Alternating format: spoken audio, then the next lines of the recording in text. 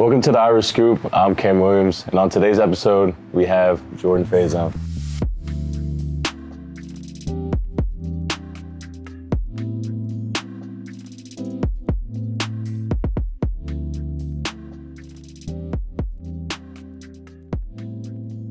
Jordan, welcome. Being here at Notre Dame, you're doing all these great things. Would you say this is just a dream, or is this just a product of the hard work, the process, just the time that you've put in? Yeah, I say it's a mix of both, you know what I'm saying? Obviously, all of us young athletes have the dream of making it big, making it professional, and then you're obviously going to D1 as well. But you can't achieve that dream without work, you know what I'm saying? You got to put in the work when you're young and throughout all those years to get to the spot where you are today. You're not just going to show up, on the spot one day, achieving your dreams and playing at a university like Notre Dame. You got to work for that. Being young, wanting to achieve these dreams, what was that motivating factor? Yeah, I'd probably say early when I was younger, it was probably my parents. I got into football when I was young. My pop's coach, so I was out there, playing ball. And, he at times when I was younger, he was a little bit more of my motivating factor. Then as I got older, I built up love for the game. And then I started realizing all the sacrifices my parents were making for me to try and get better. So, I played for them. Yeah. And then I obviously played for the Lord, glorify his name in everything I do. That's a big reason of why I do what I do today. Okay, you mentioned Pops coaching, Pops being around. Was he kind of your mentor growing up, or was there someone else who? Oh yeah, he coached me when I started playing football all the way up till high school. He would rip me dang near every practice. If one kid messed up, he's screaming at me because I'm his son. Right. But no, it taught me a lot. I was held to a different expectation. It's kind of what you get, when you grow up, a different standard. And you're expected more, and that's what you get on your plate, especially here like Notre Dame. Our standard, the golden standard, we're expected to do more. And yeah, I've kind of just learned the lessons from him. He's mentored me pretty much throughout my entire life. So you mentioned, Dad's your coach. You go home, you see your dad. Did that kind of alter your guys' relationship? Maybe after a bad day of practice and you got to come home. What was that kind of dynamic like? Nah, it was actually it was great for our relationship. We bonded over football. Throughout our entire lives. There are those bad practices where he screams at you, but it kept it very professional. Right. Coach life and dad life are very different. And he knew the balance between both. And I was able to learn from that and something I could use in the future, maybe with my kids and my future family. But no, it definitely helped our relationship overall. Me, him, my brother, my mom, even my mom, we bond over sports and we have our entire lives. It's been great. It's been a great ride.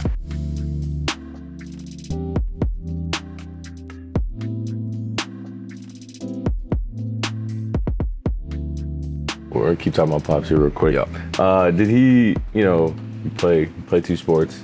Was there ever a time where maybe he felt one should be put over the other? Or was he very you're talented at both, just go for both? Or was it just pick one? Nah, he was definitely both the entire way. Okay. Obviously he was my coach in high school, so he was there seeing the offers I got with lacrosse, and then an offer I picked up senior year for football.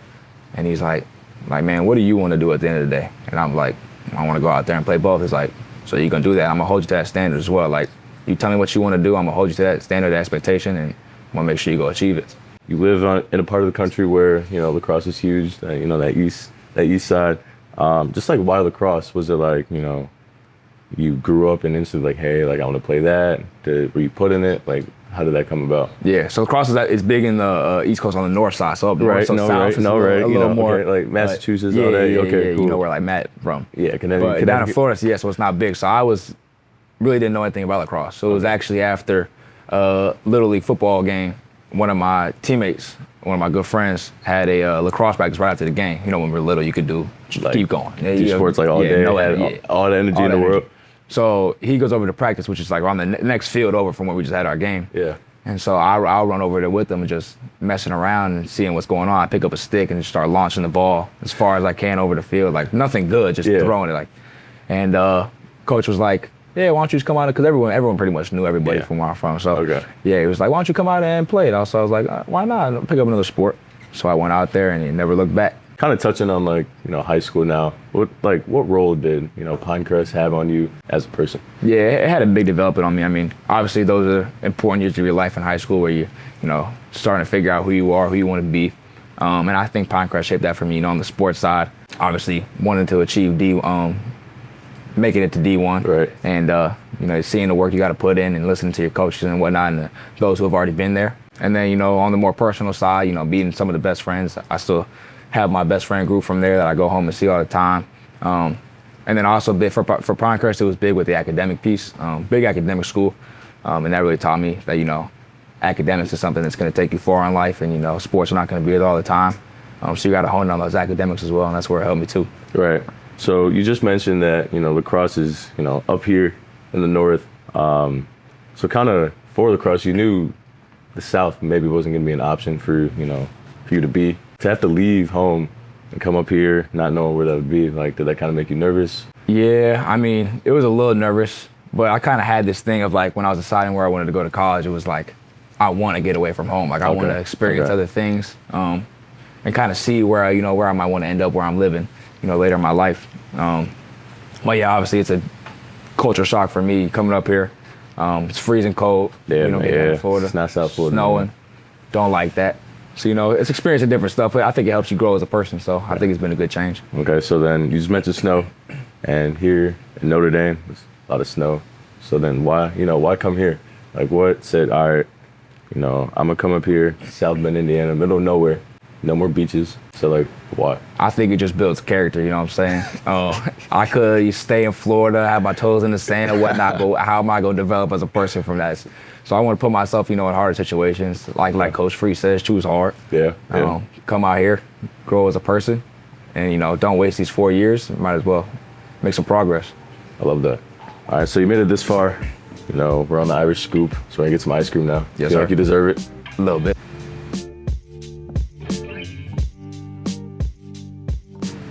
All right, guys, here's some caramel apple pie for you. Thank you. Appreciate it. All right, man. So the caramel apple pie, by far my favorite. So, I felt that you should try it. Tell me what you think about it. Phenomenal flavor. Phenomenal. I'm a very big apple pie lover myself. Okay, exactly. You know what I'm saying? I'm going to go out and look for a little apple pie. And to turn into ice cream, I mean, hey, exactly. It's magnificent. Hey, I got you. Don't Appreciate it. never steer you wrong, bro. I mean, maybe. We're going to see. Nah.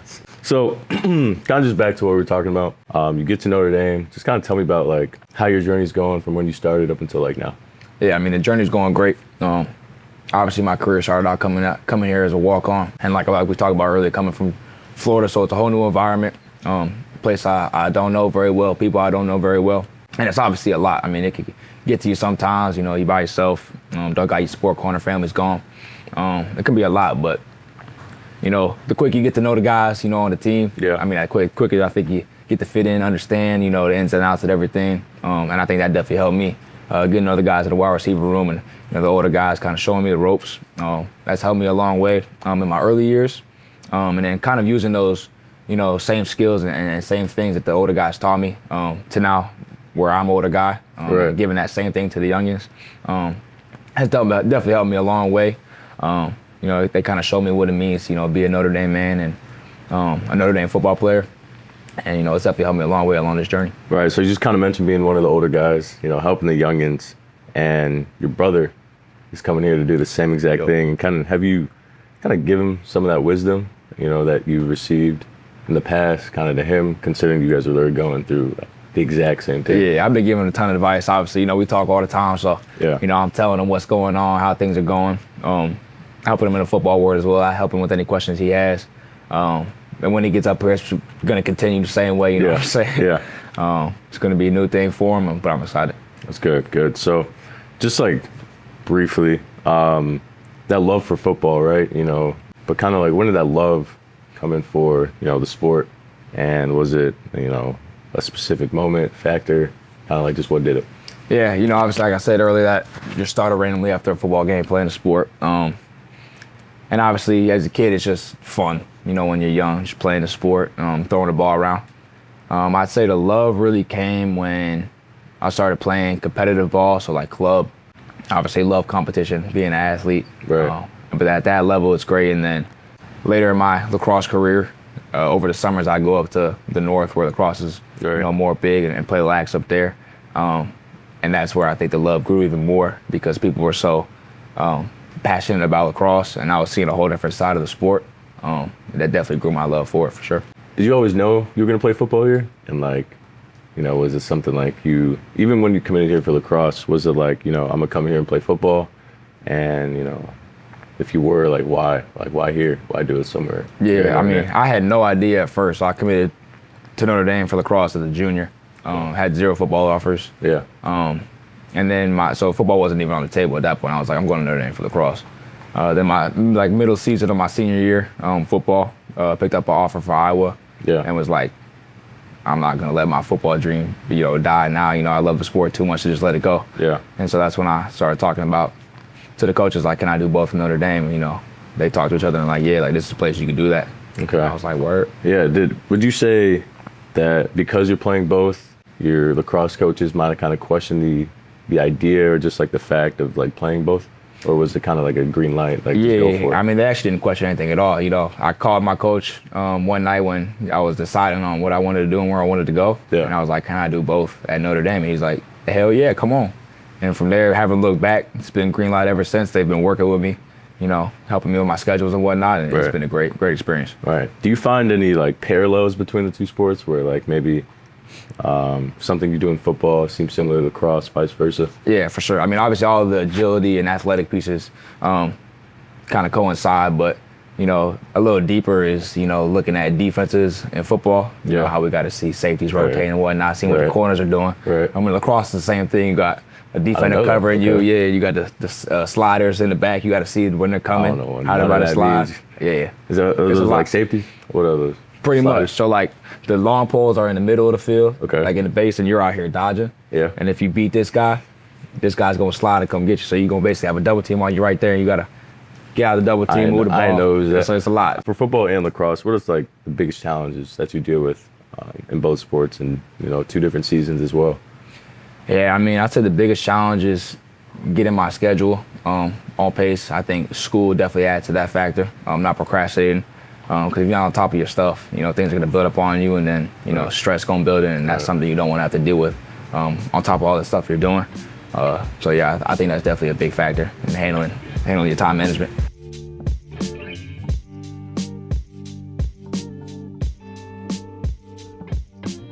All right, so for other kids out there like you and, your brother and, Matt, would you encourage other kids to also do both? Yeah, I mean, 100%. I mean, growing up playing multiple sports, I mean, each sport helps with another sport. And so you can never go wrong playing more sports, what I'm saying? Just make you more athletic. And then, coming into college, I mean, if it's your dream to do it, I say go chase your dream. Like, nothing's stopping you, you know what I'm saying? Is there any challenges dealing with, lacrosse? You guys are successful, as you've been. And also on the football side, another team where we've been greatly successful. What's it like kind of balancing being a part of 2 pretty much dominant programs and what they do? Yeah, I mean, it's been an awesome experience for me be a part of both. Right. Especially on national championship runs as well. Seeing that dynamic within the locker room, I think, is the biggest thing. Common ground I see is the brotherhood and dudes just playing for each other. I think it's a big thing that you might not get other places. Yeah. Dudes just care about playing for the dude next to them more than they do care about playing for themselves. And I think that's what takes teams a long way, and has taken both the lacrosse and football team on their ways. Love that. Now, I'm gonna do this to you, but you're an old head. Like, you're getting up there. Okay. You're like Unc now. Yeah. Okay. The role that you take over, being a guy who's been in the room for a few years now, like, kind of how have you managed that, and what's kind of helped you like fill into that role? Yeah, I mean, obviously learning from the guys that I grew up playing with, or not grew up, but played with when I was a freshman, has definitely helped me. And then being an older guy now, it's like you kind of see it from an older dude's perspective and kind of see it from coach's perspective as well. Like, you got dudes that are starting, and then you got youngins that may not know the offense as well, may are still developing. And it's kind of your job and your role to, get those guys up to a level in your, especially like talking to the wide receiver room, get everyone onto an even plane. So we could all progress as a room. Right. Because, if just a couple dudes are progressing and a couple dudes aren't, you're as strong as your weakest link, you know what I'm saying? So, it's definitely a role that the older guys, I think, take on. And I think the older guys on this team do a great job of it. Good. Now, in these last 3 years, you can have multiple. What are like some favorite moments, in your football career so far? I mean, definitely going to the national championship. Okay, I mean, yeah. Any like specific plays? I mean, got to throw the ball. You did throw. That Okay. was pretty fun, but just the atmosphere in general, that's something you really dream of as a kid. Yeah. Obviously making it to D1, but making it to a national championship. I mean, that's a whole nother achievement. That was one of the best experiences of my life, I think. Right. And then I want to, because I think I remember your first ever touchdown. Post. On the post, right? Post. When you scored, you threw this up. Yep. I always want to know. You got to walk me through that. Like, what was with the celly? Was there anything like? Yes, there's a little thought process behind that. You know Okay. what I'm saying? So, boom, we go into the game. My whole scenario was I'm on lacrosse scholarship. If I touch the field in football, I get moved to a football scholarship. And I wasn't full ride for lacrosse, so it would be full ride for football. Okay. So, talking to my guy, Matt Salerno, right? Okay. Later. Notre Dame legend. Love the guy. Yeah. You know what I'm saying? And he's telling me, like, because he was Waco as well, he's like, yo, like, if you score, like, you got to throw the money up since, now you're on scholar, you get paid. So I was like, that's a pretty good idea. So, next thing you know, get onto the field, run the play, ball's in the air, everything goes slow motion. The thing end up in my hands, I'm in the zone, no thoughts whatsoever. You kind of just start struggling. Yeah, I mean, yeah. Threw it up. Money. There you time. go. And it was history from there? History from there. History baby. from there. All right. So we're just going to do like a lightning round. I'm gonna ask you a series of questions. Oh, Lord. All right. And no, they're all good questions. They're all good questions. No, it's the thing of like having to think fast. Favorite set of sneakers? Jordans. Okay. Favorite music artist? Giveon. Ooh. Yeah. Okay. Ball. Pre-game meal. What's that look like? Plain pasta and some chicken breast. Yeah. Funniest dude in the receiver room? Logan's hot dog. What's like your dream partnership, like NIL wise? Like what's someone you would like? Probably PSD. PSDs? I wear PSD all the time, yeah. Okay, you do be having PSDs. What's more like satisfying, winning like a face-off or release off the line? Release off the line. Release off the line, okay. Favorite uniform combo? I love our greens, but I also love the blue top, white Like bottoms. the blue top, with the ice white though. The ice white too. Yeah. The ice white too. We gonna blue on white? I'm gonna go ice white. Ice white, yeah, that's what I'm saying. Best Notre Dame receiver ever? Tim Brown. Tim Brown, good answer. You got a dream car? Lambo. But, Aventador. Oh, that's what I was gonna say. What type one? And then what would you say is the best attribute about your game? Probably my quickness. Quickness? Yeah. I agree. The elusiveness. I appreciate that. Yeah.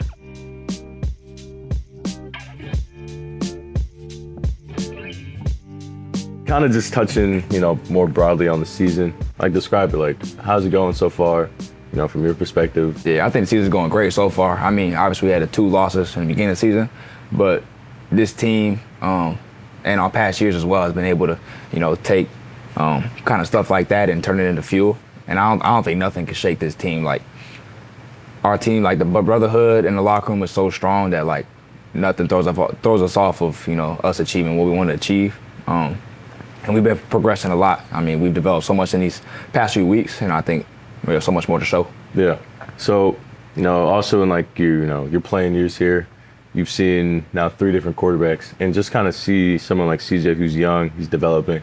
How's it been just to kind of see his growth throughout the season? It's been amazing, and seeing how fast he's grown and matured. Like he might have already had that within him. I'm not sure, but being able to come out here and do what he's doing as a freshman, I think is unbelievable. And being in obviously in the locker room with him and seeing how he's seeing defenses and how seriously he takes watching film and whatnot and being ready, I think that's traits you don't see it in a lot of young guys, and it's big from him. All right. Talking about playing with CJ, now talking about the backfield, being able to play with guys like JD and J-Love, like kind of like, what's that like when you see just like the numbers they're putting up? It's like, I mean, it's unreal. Seeing the numbers is unreal, but being on the field with them is, I think, even more fun, getting to run side by side with them down the field, trying to block for them. I think it's the most fun thing to do for me, I think. Bye week coming up. What are you looking forward to the rest of the season? I'm looking forward to keep working week in, week out. There's no point of looking to the future. Like Coach says, future's uncertain. So we're going to keep working each week, do what we got to do each day to, get to where we want to be in the end. Outside of football, what can we expect to see you doing? Like, what else are you doing? Like, hobbies. Yeah, you mentioned you might have hit the links this morning. Golfing. Like, what else is doing? First and foremost, I be going to class. That's good. Student, yeah, you know what I'm saying? That's good. Got to go to class, you know what I'm saying? But nah, big golfer, love golfing. Yeah. A while ago, I picked up a little bowling too. I was really into bowling, yeah. Golf and bowling, they're going hand in hand. For it. Then when I'm at the crib, you probably see me playing some video games, watching some movies, eating food. Watching golf on YouTube. YouTube golfers. Yeah, great. YouTube golfers. Where's that? Stephen Curry, DeChambeau, yes. Yes. They broke it. They broke 50. it. Yeah, shot 49. Yeah. Yes, sir. We might have to go to Warren to do that. That's not happening. Yeah, it's not. We go to happening. Warren, but we ain't breaking on 50. Yeah. I mean, from the front tees? Not happening. Yeah, probably not. But now that we know what you do off the field, we want to thank you for coming on the Irish Scoop. Appreciate you. And it's going to be a good rest of the season. Yes, sir. Appreciate you for having me.